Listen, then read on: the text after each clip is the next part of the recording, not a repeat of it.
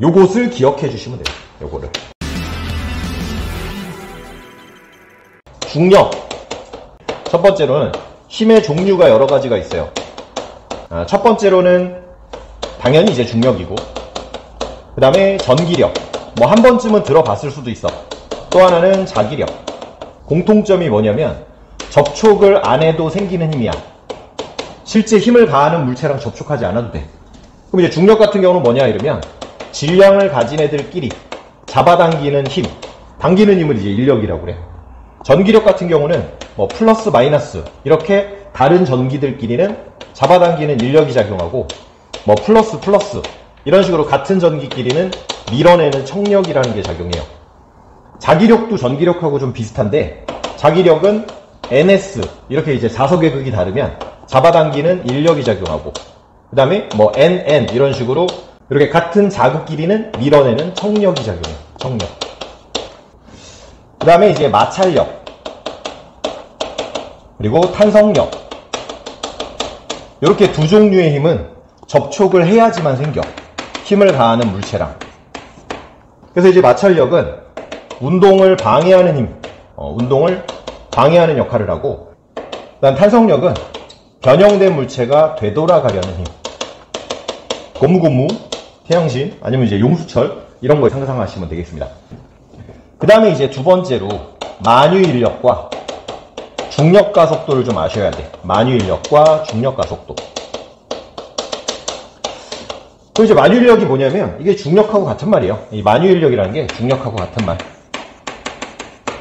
그래서 만유인력은 좀 그림으로 정리를 하시면 되는데, 이렇게 커다란 질량이 꽤 큰 지구를 상상해 주신 다음에 지구 표면에 있는 물체, 뭐 스몰m의 질량 가지는 이런 이제 물체를 상상하면 사람이라고 생각해도 되고, 그러면 이제 이 두 사이의 거리, 지구 중심에서 물체 중심까지 이제 거리가 이렇게 있을 텐데, 지구 반지름이 약 6,400km거든.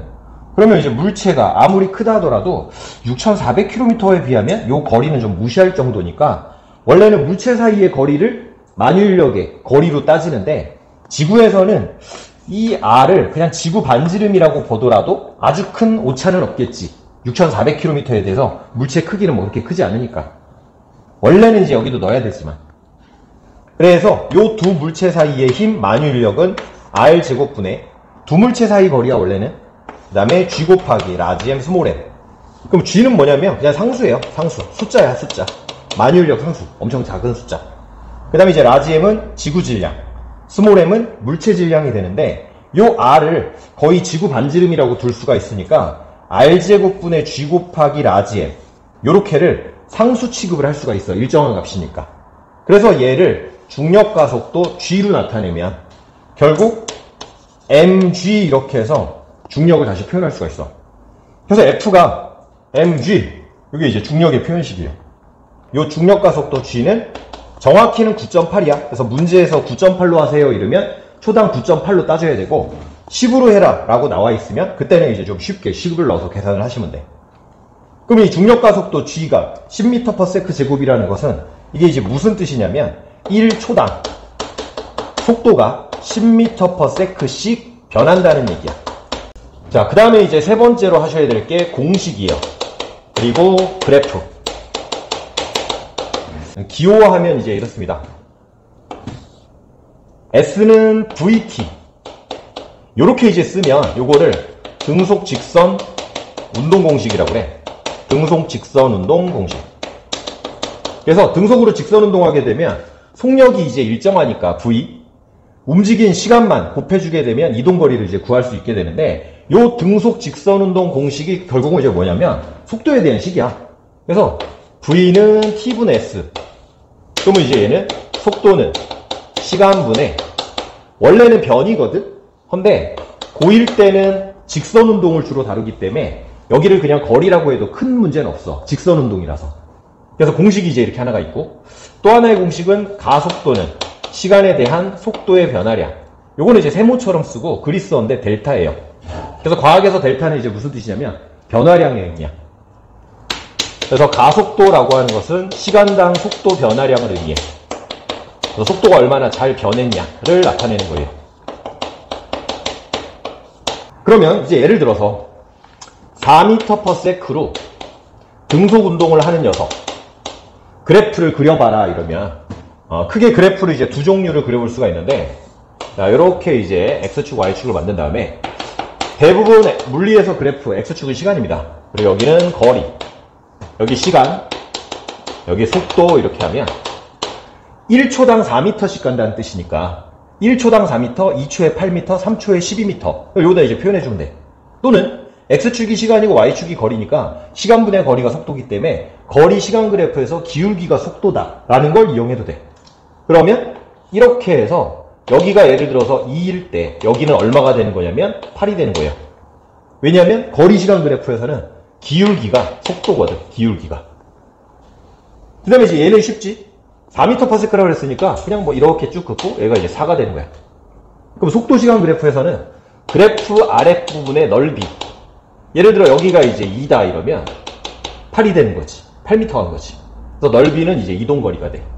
그럼 기울기는 뭐냐 이러면 기울기는 가속도인데 시간에 대한 속도의 변화량이니까. 근데 얘는 지금 등속 운동 중이기 때문에 기울기가 0이 되는 거지.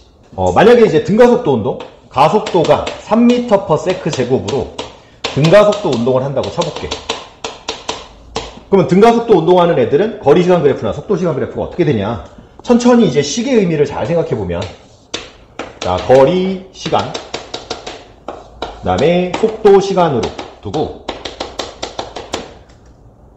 초당 속도가 30 변하는데, 초당 속도가 30 변하는데 그럼 1초의 속도 3 증가하고 또 1초 지나면 또 3 증가하고 점점 빨라지니까 시간당 이동하는 거리의 변화가 커져야 돼.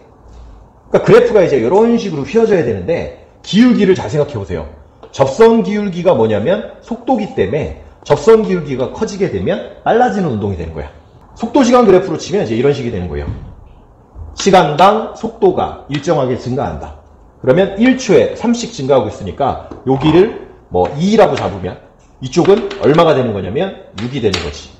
2초당 6씩 속도가 증가했다. 그러면 1초에는 3씩 증가하는 거지. 그래서 결국 다시 한번 써볼게. 거리 시간 그래프에서는 기울기가 속도야. 거리 시간 그래프에서. 자, 속도 시간 그래프에서는 기울기가 가속도예요. 그 다음에 넓이는 이동거리. 자, 그럼 이제 마지막이야. 네 번째로는 뭐냐면 자유낙하랑 수평 방향으로 던진 운동 해석을 해주실 수 있으면 되는데, 자, 이렇게 해서 가운데 건물이 있다고 쳐. 그래서 왼쪽에서 이제 자유낙하 하는데 3초 동안 자유낙하 한다고 쳐보는 거야. 물체가 이제 이렇게 했는데 찰칵 1초, 찰칵 2초, 찰칵 3초. 그래서 이제 3초 동안 떨어진 거야. 중력만 작용해서 연직 하방으로 떨어지는 이런 운동을 자유낙하라고 그래요. 공기저항 없이 떨어진 높이만 똑같으면 동시에 떨어지는. 그러면 여기서 일로 갈 때까지 1초 걸리니까 얘는 속력이 10이 되는 거지. 속력이 10m/s 1초 경과했을 때. 그 다음에 여기서 여기까지 2초 경과하면 1초 더 지났으니까 속력은 20m/s. 중력 가속도 g를 10이라고 했을 때, 그럼 여기서 여기까지는 이제 3초가 경과했지. 그럼 아래 방향으로 속력은 30m/s가 되는 거지. 그래서 시간 지날수록 아래쪽으로 점점점 빨라지는데 10씩. 그럼 자유낙하 운동 같은 경우는 그래프가 이제 이렇게 그려지는 거지. 힘을 받고 있는 거니까. 그래서 연직 하방 쪽으로는 중력이라는 힘을 받으니까 아래 그래프처럼 만들어지는 거야. 대신 기울기는 10이겠지. 내가 여기는 이제 3이라고 했지만. 그러면 이 녀석을 이제 수평 방향으로 힘을 가해보는 거야. 퉁 쳐서. 그럼 아래로 가는 중력, 아래로 작용하는 중력과 수평 방향으로 던졌기 때문에 이쪽 방향으로 속력을 예를 들어 그냥 4라고 해볼게. 그럼 1초에 4씩 날아가고 싶은데 중력 때문에 아래쪽으로 힘을 받으니까 1초에 4 날아가다가 아래로 움직이고 4 날아가다 아래로 움직이고 4 날아가다 아래로 움직이니까 결국 어떤 식으로 움직이냐면 이런 식으로 움직이게 돼. 포물선 형태로. 수평 쪽으로는 계속 4로 가고 싶은데 아래쪽으로 중력이 작용하니까. 그래서 이게 이제 수평 방향으로 던진 운동인데 이런 운동을 이제 포물선 운동이라 해요. 포를 그리면서 날아가는 운동. 하지만 아래쪽으로는 똑같이 중력을 받고 있기 때문에 1초 지나면 똑같이 이 정도 가고 또 1초 지나면 똑같이 이 정도 가고 또 1초 지나면 똑같이 이 정도 가고 이런 식으로 이제 움직이는 거예요. 그 수평 방향 속력은 계속 4인 거야. 수평으로는 빨라지거나 느려질 이유가 없으니까. 다 4예요. 근데 이제 아래쪽으로는 쟤랑 똑같이 1초 지나면 이쪽으로는 속력이 10이 되는 거고, 또 1초 지나면 이쪽으로 속력이 20이 되는 거고, 또 1초 지나면 이쪽으로 속력이 30이 되는 거고, 시간당 이동하는 거리가 이제 일정하게 나타나는 거지. 4m 갔다, 4m 갔다, 4m 갔다. 3초 뒤에 떨어졌으니까 수평거리는 얼마냐면 12m가 되는 거지. 12m. 그럼 여기서 더 수평 방향으로 세게 쏴버리면 똑같은 시간에 떨어지는 건 맞지만 더 멀리 이동해서 이제 떨어지는 거고, 4보다 더 느린 속력으로 쏘면 이런 식으로 떨어지는 거고, 수평 방향으로 던진 운동들은 이쪽으로는 등속 운동. 왜냐면 힘이 작용하지 않으니까. 그리고 아래쪽으로는 등가속도 운동이다 이거지. 그래서 요것을 기억해 주시면 돼요. 요거를.